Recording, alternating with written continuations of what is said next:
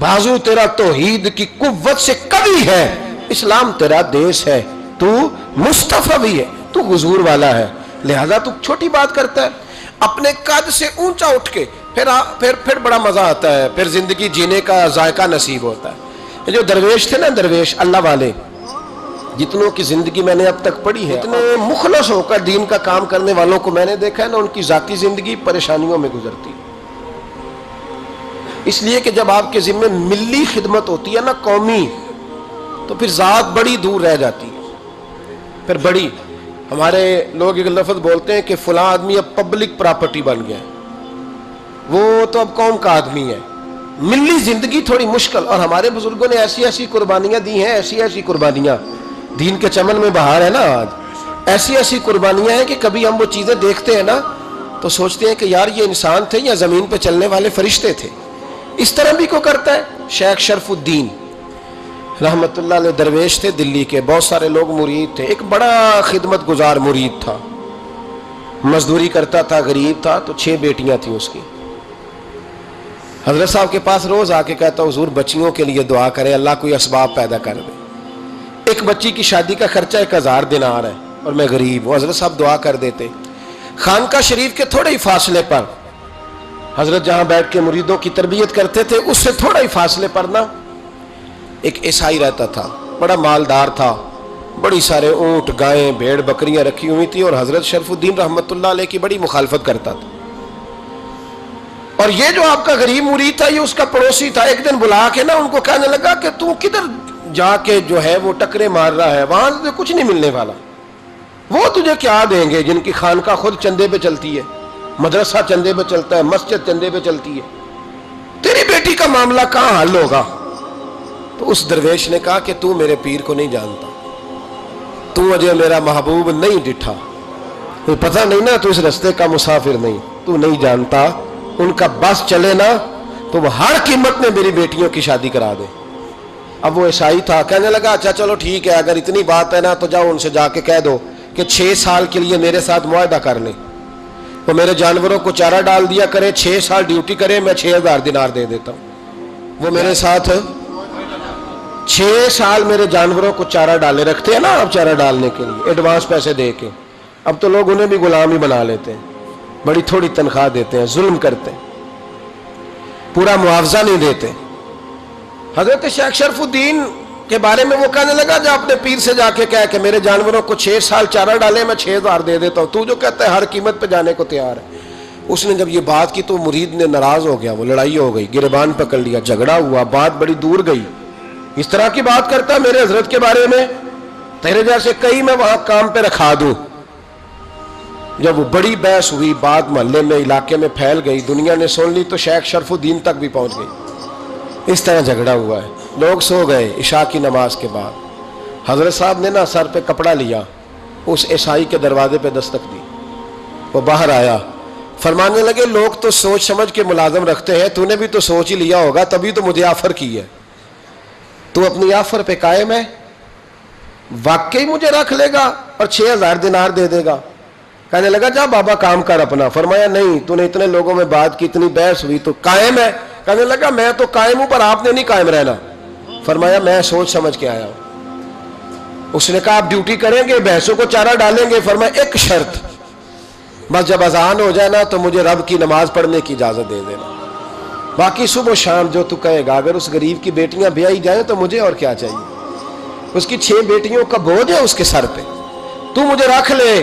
اللہ اکبر۔ وہ کہنے لگا چلے پہ میرے ساتھ خط بندگی کر لیں، آج کل ہم اسٹام کرتے ہیں، اس زمانے میں خط بندگی ہوتا تھا، غلامی کا خط، قاضی شہر کے پاس، یعنی اس کا خیال تھا کہ چلو اسٹام کی بات کروں گا تو بھاگ جائیں گے۔ فرمایا چل میں تیار ہوں۔ قاضی تک گئے، طے ہو گیا، 6000 دینار دے دیے۔ حضرت نے مرید کو بلایا، فرمایا پتر یہ لے جا، جا میری بیٹیوں کو روانہ کر دے۔ کہنے لگا حضور یہ کیا کر رہے ہو آپ، کچھ سوچیں۔ فرمایا یار جب تجھے بیٹا بنا لیا تو پھر میری پوتیاں تو لگتی ہیں نا، میرا حق تو بنتا ہے نا، جا کے ڈیوٹی کر، ان کو بیاہ دے۔ بات پھیل گئی، بادشاہ بھی عقیدت مند تھا، وہ 12000 دینار لے کے پہنچا۔ کیا بتاؤں ان رب کے بندوں کا دل کیسا ہوتا ہے، کیا درد ہوتا ہے، کیا رنگ. 12,000 دینار لے کے بادشاہ آیا اور آ کے حضرت کو پیش کیے کہ حضور آپ دیں اس عیسائی کو ڈبل دیں اور جائیں کام کریں. آپ فرمانے لگے تو پیسے دے، شرطیں نہ لگا، میرا جہاں دل کرے گا میں خرچ کروں گا. مجھے تو مزہ ہی اب آنے لگا ہے، ابھی تو لطف آ رہا ہے، ابھی تو ذائقہ آیا ہے کچھ کرنے کا. پیسے دینے ہیں تو دے، پابندی نہ لگا، جہاں میرا دل کرے گا میں. اس نے کہا حضور ٹھیک ہے رکھ لیں.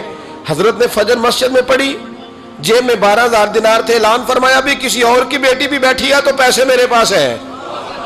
وہ 12,000 دینار بھی بانٹ دیا اور 12,000 دینار بانٹ کے نا تو پھر چلے گئے کھیت میں چارہ کاٹنے.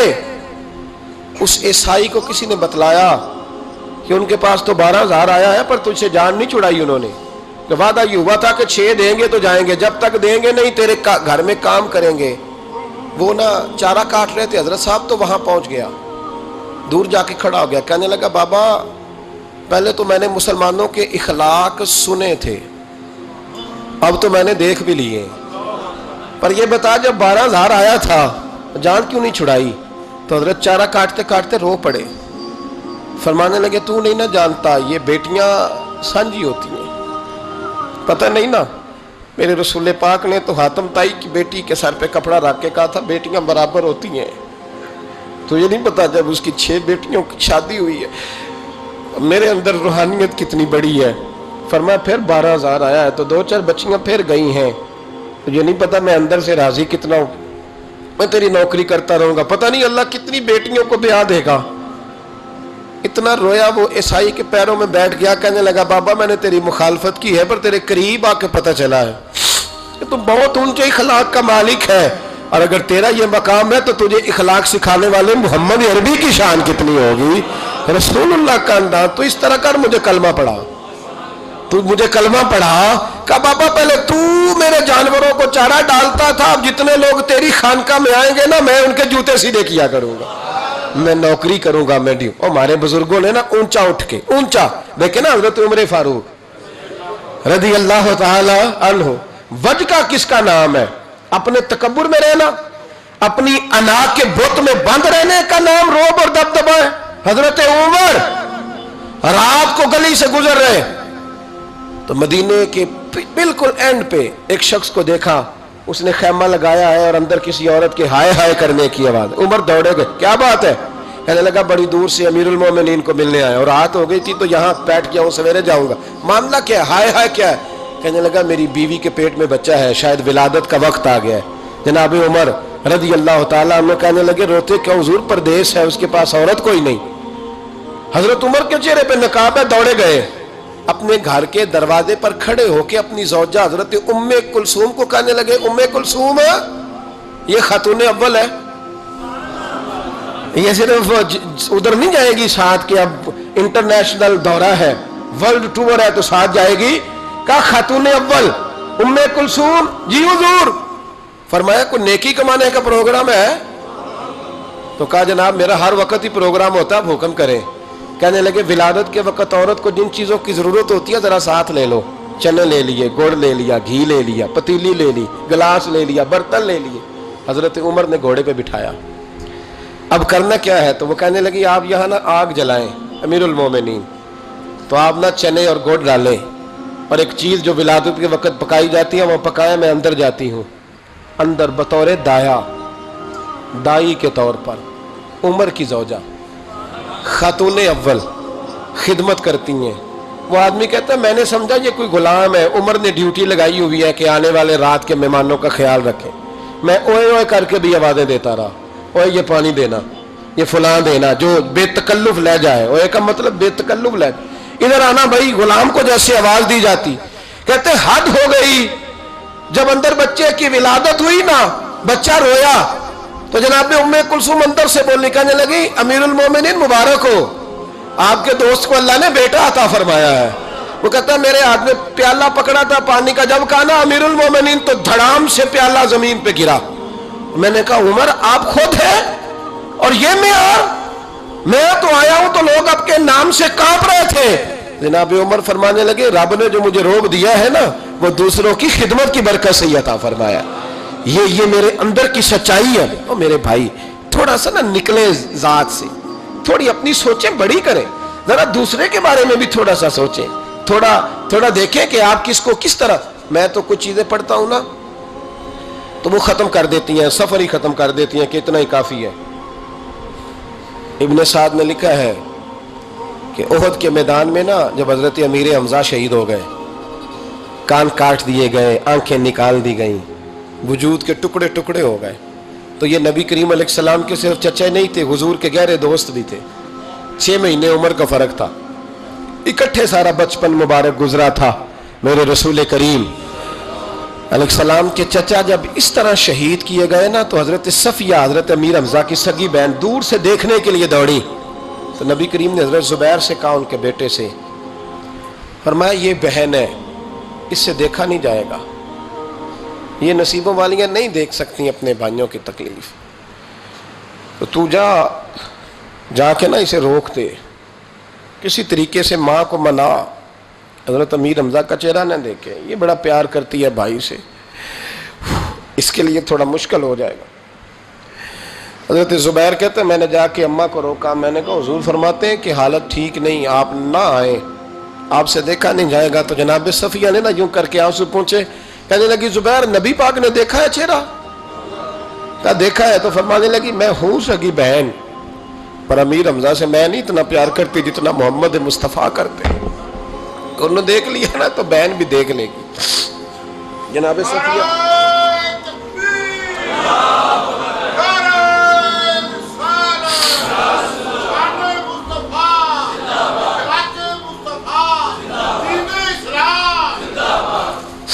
حضرت جناب صفیہ رضی اللہ تعالیٰ عنہ قریب آئیں، چہرہ دیکھا، کھول کے روئیں.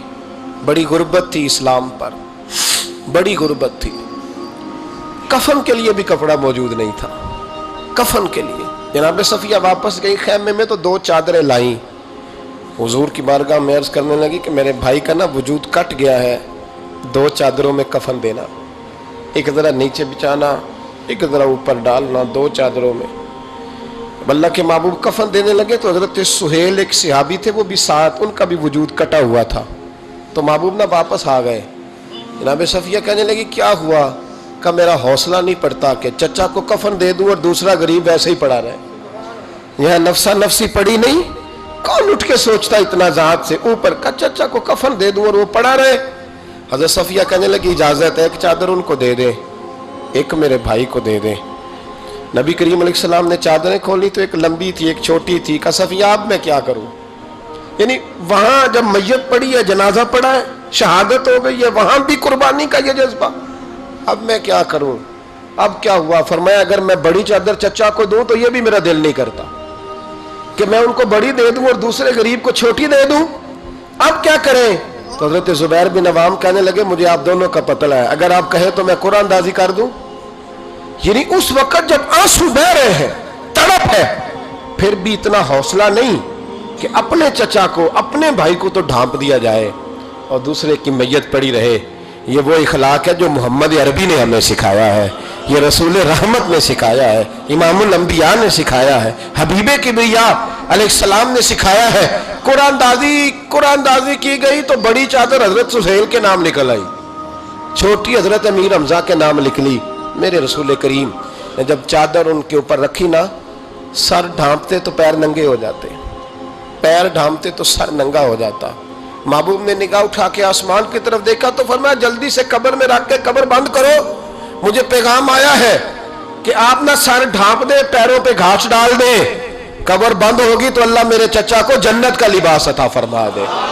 ڈھانپ دے جلدی سے. بھائیو یہ قربانی، یہ ذات، اتنا بڑا درجہ ہے، اتنا بڑا اپنی ذات سے نکل کر سوچنا کہ بخاری میں جب ہم وہ حدیث پڑھتے ہیں نا تو دل عجیب اس روحانیت محسوس کرتا ہے. حضرت عمر کو جب زخم لگا نا تو خون بڑا بہہ گیا، سمجھ آ گئی کہ عمر بچیں گے نہیں.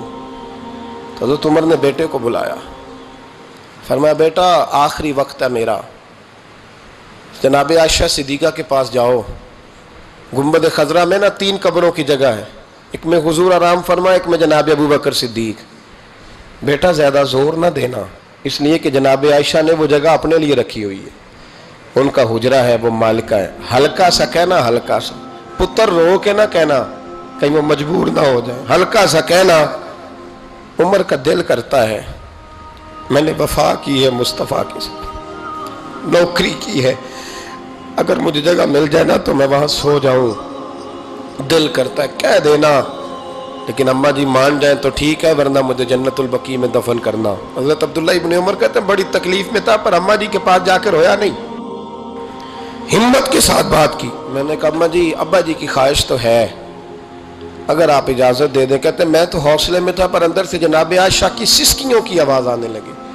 फरमाया जाके उमर को मेरा पैगाम देना कि कोई अपनी कब्र की जगह किसी को भी नहीं देता, और फिर जगह भी वो जिस पर मेरे नबी के गुंबद का साया हो, हुजूर के हुजरे का साया, वो वाली जगह। और उमर से कहना तूने हद कर दी है रसूलुल्लाह के दीन की नौकरी की। उसे कहना मैं जगह भी तुझ पर कुर्बान करती हूँ, वो जगह तेरा ही हक बनता है, तुझे ही वहीं लेटना चाहिए। भाई जब चक्कर रहता है ना अपनी जात का, तो इंसान छोटा रहता है और उसका जिक्र खत्म हो जाता है। और जब इंसान थोड़ा सा अपने आप से निकल कर दूसरों को सुकून देने की कोशिश करता है, आराम देने की कोशिश करता है, तो भी ये ठंडी करता है सामने वाले की, फिर अल्लाह उसे भी सुकून देता है। बहुत कमजोर जुमला है, बहुत कमजोर, कि जरूरत पड़े तो मैं गधे से भी दोस्ती कर लेता हूँ। जरूरत की दोस्ती तो माँ बाप से भी हो तो उसमें इखलास नहीं होता, जरूरत की दोस्ती तो बहन भाइयों से भी हो तो इसमें इखलास नहीं होता। जरूरत के यराने ना लगाएं, अल हुब्बु लिल्लाह वल बुग़्दु लिल्लाह, मोहब्बत करें तो अल्लाह की रिजा के लिए, और अगर किसी से इजहार बेजारी करें तो फिर भी अल्लाह की रिजा के लिए। अपने आप से ऊपर उठकर सोचने का मेयार बनाएं।